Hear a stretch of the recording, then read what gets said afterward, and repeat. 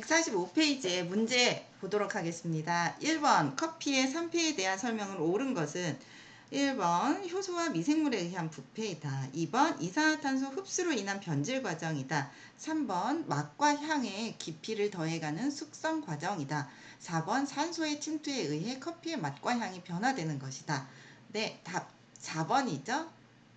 2번 다음 중 로스팅된 원두에서 향기 성분과 함께 방출되는 가스로 산소의 침투를 막아 원두 커피의 산패를 지연시키는 역할을 하는 것은, 네, 커피를 로스팅을 하면 이산화탄소가 많이 발생이 되는데 이 이산화탄소가 커피를 감싸고 있기 때문에 산소가 침투되는 것을 막아서, 그래서 원두 커피가 산소에 의해서 산패되는 것을 지연시키는 역할을 하는 거죠. 그래서 답이 2번입니다.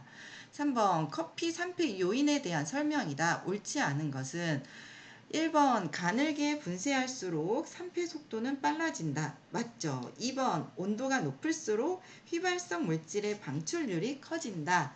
네, 온도가 높을수록 분자의 활성도가 커지니까 휘발성 물질의 방출률 또한 커지죠.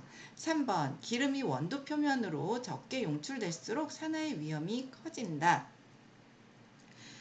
기름이 원두 표면으로 빠져나와서 반질반질하게 되면 그렇게 용출이 되면 산화의 위험이 또한 커지는 거죠. 표면으로 적게 용출돼서 표면으로 많이 용출될수록이죠. 많이 용출될수록 산화의 위험이 커지는 거죠. 그러니까 답이 3번입니다. 그리고 4번 산소량의 증가에 따라 산화 반응도 커진다. 맞죠? 그래서 3번의 답은 3번. 4번 원두 커피의 신선도에 대한 설명으로 옳은 것은 1번 원두는 산소를 많이 흡수할수록 신선하다. 네, 2번 홀빈보다 분쇄된 커피가 더욱 신선하게 보존된다. 아니죠. 홀빈이죠. 홀빈. 3번 원두의 신선도 유지를 위하여 고온다습한 곳에 보관하면 안 되는 거죠. 4번 원두는 향기 성분과 함께 방출되는 이산화탄소의 잔존량이 클수록 신선하다. 네, 4번이죠. 커피를 바로 볶으면 이산화탄소가 막 방출되게 되니까 4번이 답입니다. 5번 로스팅 후 냉각에 대한 설명이다. 옳지 않은 것은 1번 차가운 물을 이용하는 순행식과 차가운 공기를 이용하는 공냉식이 있다. 네, 커피를 볶고 난 다음에 식혀야지 돼요. 볶고 난 다음에 바로 이제 배출을 하게 되면 그때의 온도가 200도 이상으로 높거든요. 그래서 빨리 식혀줘야지, 빨리 식혀주지 않으면 그 높은 온도에서 더 진행이 돼요. 우리 전에 로스팅 수업 시간에 했었는데요. 로스팅 수업 시간에 색깔이 점점 진해지고 또 아그트론 넘버로 표시를 한다고 했었죠. 아그트론 넘버가 높으면 뭐예요? 밝을명, 명도값이 높은 거니까 조금 로스팅 된 거. 아그트론 넘버가 낮으면 많이 로스팅이 된 거죠. 어두우니까 까매져서. 그런데 이렇게 까매지게 커피를 볶게 되면요. 내가 만약에 아그트론 넘버 55에서 배출을 하고 싶다. 55까지만 볶고 싶다.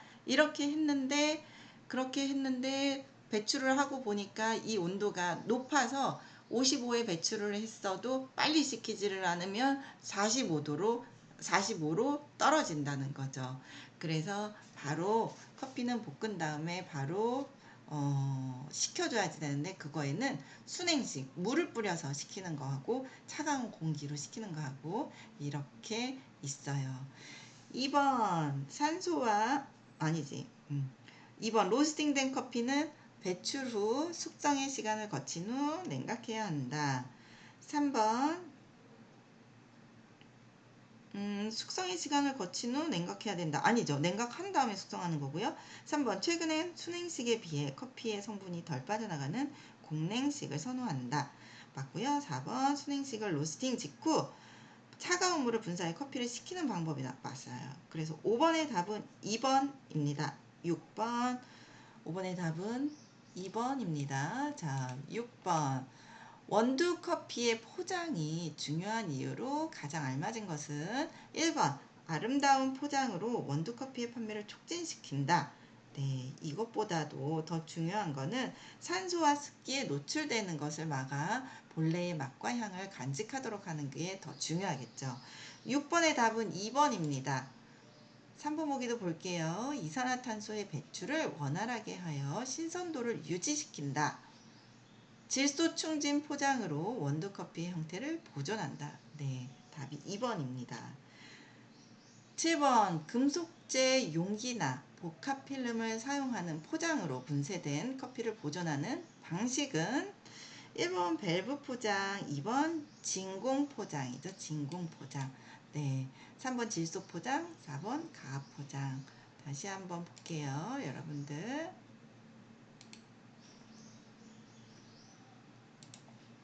네, 진공 포장, 밸브 포장, 밸브 포장. 이게 밸브 포장이에요. 그리고 질소 포장, 빵빵해지는 거, 이거는 가압 포장. 이렇게입니다. 네. 그리고 우리가 지금 7번 했으니까 8번 가압 포장에 대한 설명으로 옳은 것은 가압 포장에 대한 설명으로 옳은 것은 1번 원웨이 밸브 포장이라고도 한다. 아니고요. 2번 금속재 용기나 복합필름을 사용한다. 아니고요. 1번은 이게 아로마 밸브를 사용하는 밸브 포장이고 2번은 조금 전에 문제에서 나왔었던 진공 포장.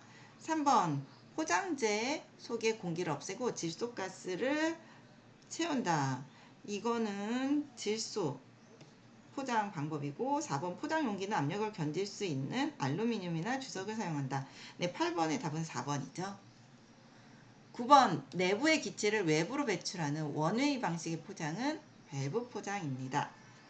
10번 로스팅 후 배출된 원두를 즉시 냉각해야 하는 이유로 알맞은 것은 1번 원두가 지닌 열에 의한 로스팅의 진행을 막기 위해서이다. 맞죠.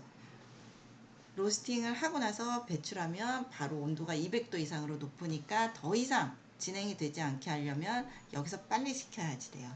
그래서 10번의 답은 1번입니다. 2번 다음 배치의 로스팅을 빠르게 진행하기 위해서 아니고 3번 원두가 열에 의해 산패되는 것을 막기 위해서이다. 아니고 4번 이산화탄소의 방출을 도와 향기 성분을 오래 유지하기 위해서이다. 네, 이것도 아니죠. 11번 다음 중 원두가 산패되는 가장 좋은 조건은 산패가 되는 가장 좋은 조건 빛이 통하지 않는 어두운 곳에 보관한다. 이거 아니고요. 2번 산소와 습기와의 접촉을 최대화하면 그렇게 되겠죠. 그리고 3번 분쇄는 추출 직전에 한다. 이것도 보관을 잘하는 방법이에요. 4번 로스팅을 강하게 하여 조직을 더욱 다공질화하여야 한다. 네, 이게 답이 4번이죠. 12번 신선도가 떨어진 커피가 아닌 것은 불쾌한 신맛, 쓴맛, 떫은 맛이 난다. 2번 추출 시 커피에 물이 잘 스며들지 않고 물과 커피가루가 잘 융합되지 않는다. 3번 담배꽁초 냄새와 기름에 찌든 냄새가 난다. 자, 이런 것들이 이제 신선도가 떨어지면 1, 2, 3번 같은 경우가 일어나요. 그래서 신선도를 유지하는 게 좋겠죠. 그래야지 맛있는 향을 느끼면서 커피를 마실 수가 있어요. 그렇게 하려면 추출 시 가스 발생이 지나쳐서 커피 가루가 부풀어 오른다. 근데 요거는 가스 발생이 지나치다는 거는 이산화탄소를 많이 함유하고 있다는 거니까 로스팅을 한 지 얼마 안 된 거예요. 그래서 신선도가 높은 커피가 4번이에요. 그러니까 12번의 답은 4번입니다. 13번 원두 커피를 냉장 보관하였을 때 발생되는 문제점은 냉장고에다가 보관했을 때 커피의 온도가 떨어져서 산패가 느리게 진행이 되죠. 그러고 또 2번 냉장고의 음식물의 냄새를 흡착한다는 단점이 있어요. 그래서 냉장고에 커피만 담아놓으면 괜찮지만 냉장고에 다른 음식들이 있으면 다른 음식물의 냄새를 흡착해요. 이게 문제점이에요. 13번의 답은 2번입니다. 네, 그리고 44번 보도록 하겠습니다. 14번 커피의 산패에 영향을 주는 요인으로 묶인 것은 1번 산소 녹가 많을 때, 습도가 높을 때 맞죠. 네, 14번의 답은 1번입니다. 그리고 15번 냉동 보관했던 원두커피 사용 시 올바른 방법은 냉동고에다가 만약에 넣어 놓는다면 커피만 있게끔 하거나 아니면 다른 음식물의 냄새가 들어가지 않게 어, 완전히 밀봉을 해서 그러니까 철저하게 넣어서 뭐 포장을 해가지고 냉동고에다가 넣는다면요. 원두커피 그거에서 이제 넣었던 거를 꺼내서 사용할 때 올바른 방법은 용기를 개봉하여 공기를 충분히 흡수시킨 후 사용한다. 이거 아니고요. 용기를 꺼내서 상온의 온도가 될 때까지 개봉하지 않고 놔뒀다가 상온의 온도가 되면 그때 개봉해서 쓰시면 돼요. 2번 보기는 냉동실에서 꺼낸 직후 전량 분쇄하여 사용한다. 이거 아니고요. 15번에 3번은 냉동실에서 꺼낸 후 개봉하지 않고 실온과 같아질 때까지 기다렸다가 사용한다. 15번의 답이 3번이네요. 그리고 냉동, 해동, 냉동의 과정을 여러 번 반복하면 아무래도 안 좋겠죠. 아무래도 안 좋아요. 네. 그리고 16번 원두의 신선도를 저하시키는 가장 중요한 방법은 신선도를 저하시키는 가장 중요한 요인이 산소죠. 산소. 16번의 답은 3번. 강한 로스팅, 높은 습도, 높은 온도도 모두 다 신선도를 저하시키는 요인이기는 하지만 산소가 가장 신선도를 저하시키는데 악영향을 미쳐요. 17번 원두커피의 보관 방법으로 옳은 것은 1번 유리병에 넣어 햇볕이 잘 드는 창가에 보관한다. 2번 햇볕이 들면 안 되죠. 유리병에 넣는 거는 괜찮아요. 근데 햇볕이 잘 드는 창가에다가 보관하면 햇볕을 받으면 온도도 올라가고 빛에 의해서 화학적인 반응이 일어나서 또 산화를 촉진시키게 돼요. 2번 커피를 한꺼번에 갈아서 밸브 포장한다. 이 커피를 한 번에 갈아 놓게 되면 공기하고 접해지는 표면적이 아무리 잘 포장을 한다고 해도 공기하고 접해지는 표면적이 커지기 때문에 향이 금방 소실돼요. 거의 뭐 3일만 지나도 향이 금방 다 하루만 예민하게 느끼는 사람들은 하루만 지나도 커피 향이 거의 다 날아가기 때문에 커피는 드실 때마다 갈아서 드시는 게 제일 좋아요. 그리고 3번 1kg 백에 넣어서 냉동 보관한다. 네, 냉동 보관을 해야지 된다면 소량 최소한의 소량으로 백에 개별 포장을 해서 넣어서 보관을 하다가 그 포장 하나씩만 빼서 사용을 하는 게 좋겠죠. 4번 밀폐된 용기에 넣어 건냉한 곳에 보관한다. 17번의 답이 그러니까 4번이 되겠네요. 자, 그리고 18번 포장재 내에 공기를 없애고 질소 가스를 채우거나 내부 공기 자체를 질소로 치환하여 보존 기간을 늘리는 포장 방법은 무엇인가? 1번 탈산 소재 봉입 포장, 2번 진공 포장, 3번 가스 치환 포장, 4번 무균 포장. 네, 답이 3번 가스 치환 포장입니다. 19번 원두커피의 산패에 대한 설명으로 거리가 먼 것은 1번 산소, 습도, 빛의 영향이 가장 크다. 맞죠. 그리고 2번 로스팅 정도와 분쇄도와의 밀접한 관련이 있다. 맞죠. 로스팅을 많이 할수록 분쇄는 곱게 갈수록 더 빨리 산패가 됩니다. 3번 유기산이 산화되어 지방산을 발생시키는 과정이다. 네, 맞습니다. 그리고 4번 커피가 공기 중에 질소와 접촉하여 그 맛과 향이 변질되는 것을 말한다. 질소가 아니고 커피가 공기 중에 산소와 접촉하는 거죠. 산소. 그래서 19번의 답은 4번입니다. 자, 20번. 원두 커피를 산패시키는 원인 중 가장 영향이 적은 거요. 온도하고 습도하고 산소는 커피를 산패시키는 데 중요한 요인이죠. 답이 1번입니다. 21번. 원두 커피의 보관 방법으로 옳지 않은 것은 1번. 원두 보관 시에 밀폐 용기를 사용하여 서늘한 곳에 보관한다. 맞습니다.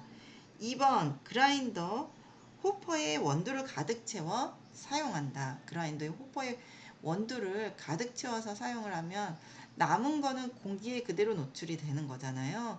그래서 원두는 사용할 만큼씩만 채워서 쓰시고 나머지는 포장이 된 상태로 보관을 해 놓는 게 좋습니다.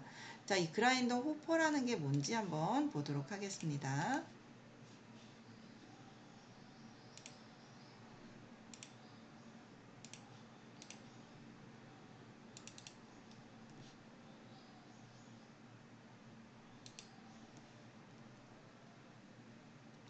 그라인더는 커피를 분쇄하는 기계인데요. 커피를 분쇄하는 기계 중에 거기 자, 커피를 분쇄하는 기계 구조를 찾아볼게요.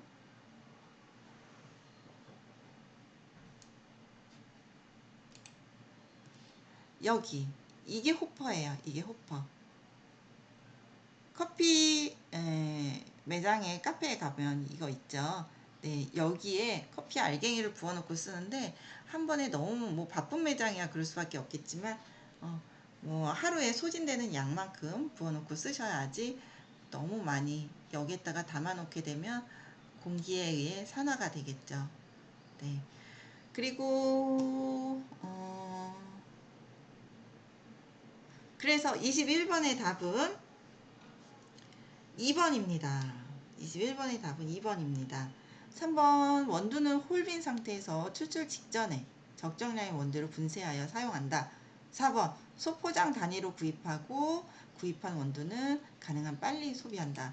왜 커피를 판매하는 곳에 가면 마트 같은 데 가면 1kg 뭐 이렇게 많이씩 사게 되면 그래도 단가가 낮아지게 되잖아요.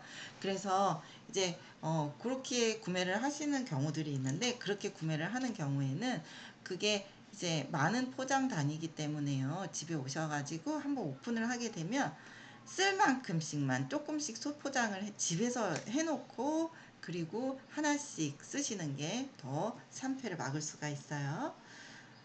22번. 원두커피의 포장 방법 중 저장 기간이 가장 긴 포장 방법은요. 22번의 답은 1번인데요. 질소가 커피의 산소를 커피의 산화를 제일 막을 수가 있어가지고 여기에 있는 포장 방법 중에요. 제일 오랫동안 포장을 할 수 있는 방법이에요. 23번. 원두 커피의 분쇄와 산패와의 관계이다. 틀린 것은 1번. 분쇄 입자가 가늘수록 산패 빠르게 진행되죠. 맞고요. 2번. 분쇄된 커피보다 홀빈 상태일 때 공기와의 접촉 면적이 넓어서 산패가 빠르게 진행된다. 요 반대죠. 반대. 네, 23번의 답이 2번이네요.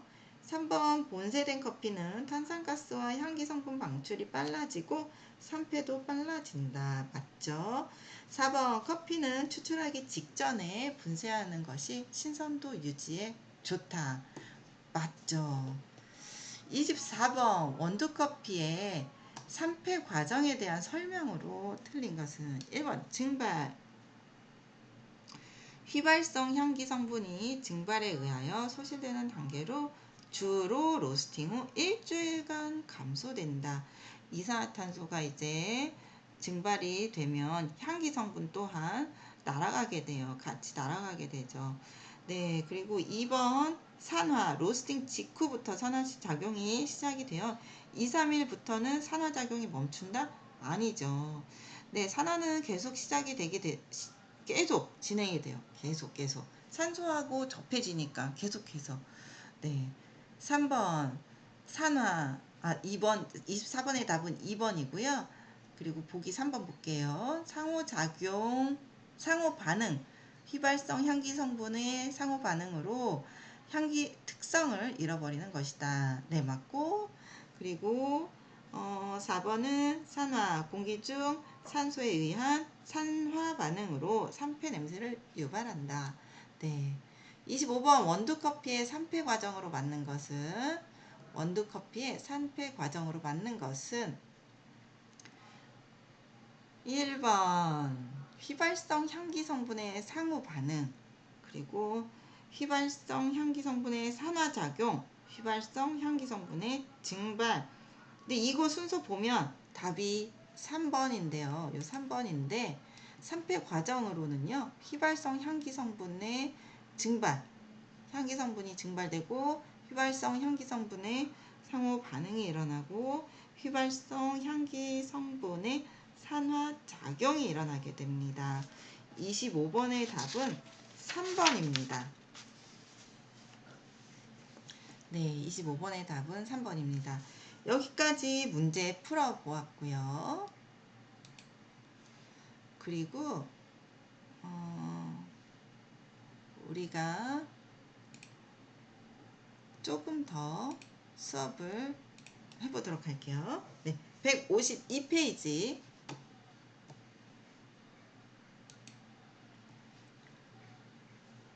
커피 추출 방식 및 기구. 커피 추출 방식 및 기구. 네, 같은 종류의 커피라고 하더라도요. 내가 만약에 에티오피아 커피로 커피를 추출을 해요. 그래도 여기에 있는 다양한 커피 추출 도구들이 있죠. 어떤 걸로 내리느냐에 따라서 그 맛이 다 달라요. 이거를 이브릭이라고 하고요. 요게 최초의 커피 추출 도구예요. 이브릭. 네. 그리고 여기에 있는 거는 칼리타. 이거는 클레버. 요거는 프렌치 프레스. 이탈리아의 가정에서 거의 집집마다 커피를 추출을 해서 내려서 먹을 때 요거를 사용을 한다고 해요. 제가 아는 친구분이 이탈리아에 유학을 갔었는데 실제로 거기에서 보니까 거기에 그 주인집에서 그 하숙을 했었는데요. 이탈리아 사람 집에서 하숙을 했었는데 홈스테이라고 하죠. 그랬는데 그 사람이 항상 여기에다가 커피를 추출을 했다고 그래요. 그래서 이거는 이탈리아 가정에서 쓰는 가정용 에스프레소 머신으로 알려져 있습니다. 그리고 요거는 프렌치 프레스.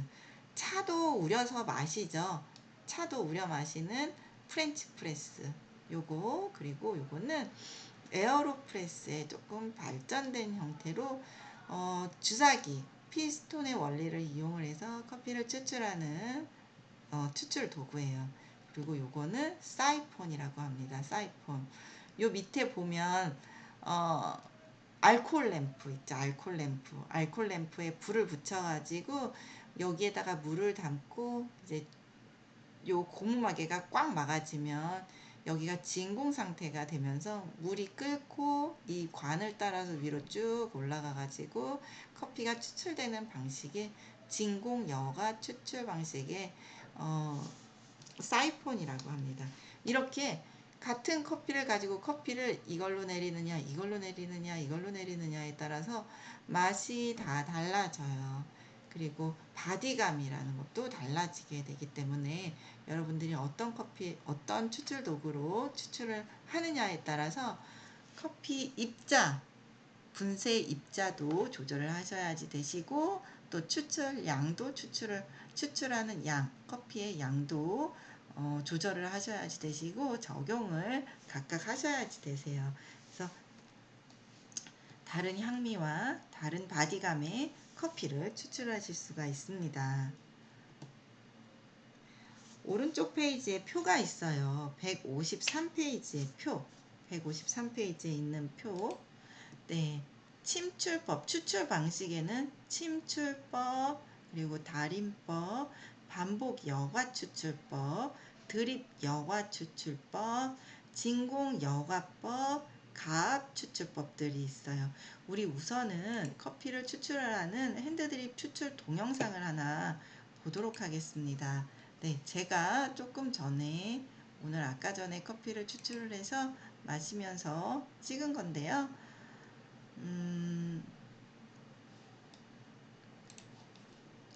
자, 칼리타로 추출을 한 거예요.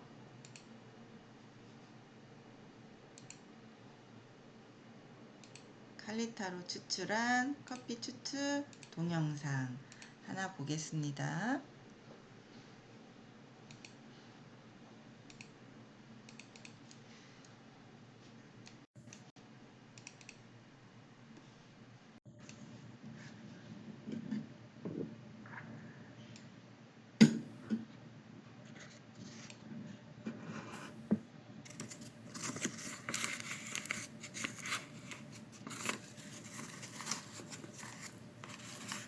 종이 필터는 이렇게 접어서 써야지 돼요. 접지 않으면 여기에다가 커피 가루를 담고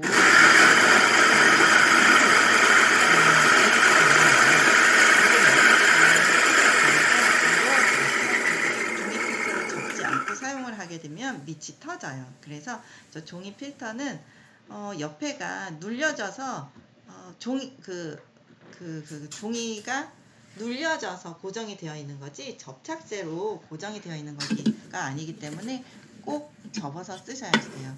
그리고 커피 가루를 분쇄를 해서 와서 이 종이 필터에다가 담아 보면요, 처음엔 울퉁불퉁했던 게 톡톡 치면 평평하게 되겠죠. 이렇게 톡톡톡톡 쳐서 평평하게 만들어 주시고요. 이제 뜨거운 물을 부어 보겠습니다.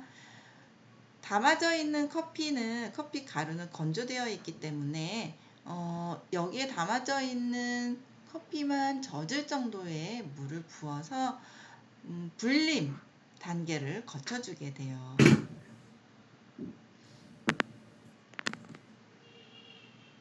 신선한 커피는 이렇게 이산화탄소가 많이 함유하고 있기 때문에 뜨거운 물을 부으면 빵처럼 둥그렇게 부풀어 오르게 됩니다.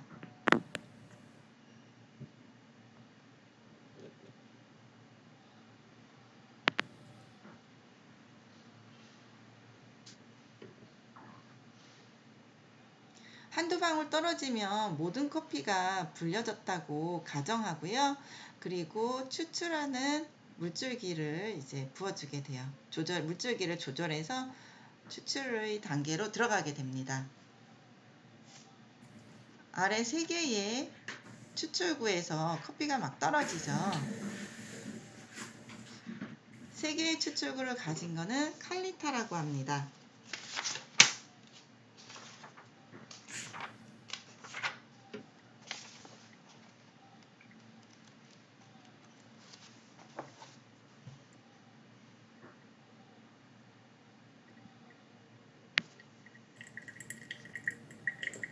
그리고 보통 10g의 커피를 가지고 100ml를 추출하라고 칼리타를 만드는 회사에서 사용법을 알려주고 있는데요. 10g의 커피를 가지고 100ml를 추출을 하거나 아니면 20g의 커피를 가지고 100ml를 추출을 하거나 맛이 달라져요. 그러니까 이 추출되는 양에 따라서 맛이 다르니까 여러분들 추출하는 사람들의 취향에 따라 이제 추출량을 결정을 하시면 되겠습니다.